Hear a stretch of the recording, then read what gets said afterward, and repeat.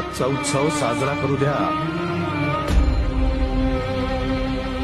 पांडुरंगाबरोबर त्याच्या भक्ताचं नाव जोडलं जातं, तसं तुमच्याबरोबर आमचं नाव जोडलं जाण्याची ही संधी अशी हिरावून घेऊ नका. राजे लाख मेले तरी चालतील, लाखाचा पोशिंदा जगलाच पाहिजे.